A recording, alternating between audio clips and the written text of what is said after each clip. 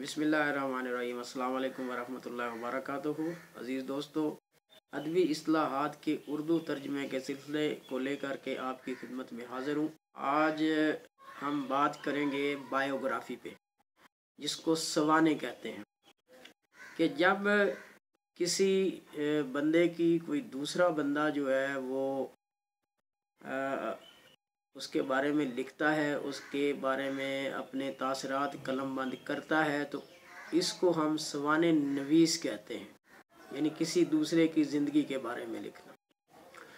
तो अब किसी दूसरे की ज़िंदगी के बारे में लिखने के लिए आपके पास कुछ होना चाहिए।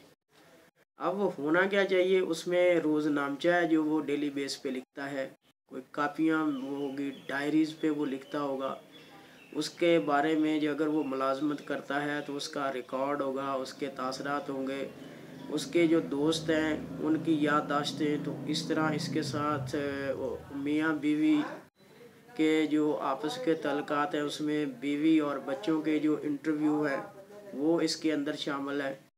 तो इस तरह काफ़ी सारी जो चीज़ें हैं वो दरकार हैं लिखने के लिए। अब यूरोप के अंदर ये 17वीं सदी के आखिर में जो है ना वो बड़ा मकबूल हुआ और बड़ी जो है ना ज़ख़ीम जो सवाने उमरियाँ वो लिखी गई हैं। तो बायोग्राफीज़ जो हैं वो लिखी गई हैं। तो उर्दू में अभी जो है ना वो इतनी पाए की जो है ना वो सवाने उमरियाँ नहीं लिखी गई, क्योंकि यहाँ डायरियाँ, याददाश्तें और कापियाँ वगैरह जो है ना वो महफूज करने का अभी रवाज नहीं है। तो इंशाअल्लाह ताला ये भी रिवाज पड़ेगा और साथ ये भी होगा कि अगर कोई बंदा अपने आप को ज़िंदा रखना चाहता है तो वो किताब में जो है ना अपने आप को ज़िंदा रख सकता है, या किताब के ज़रिए अपने आप को ज़िंदा रख सकता है।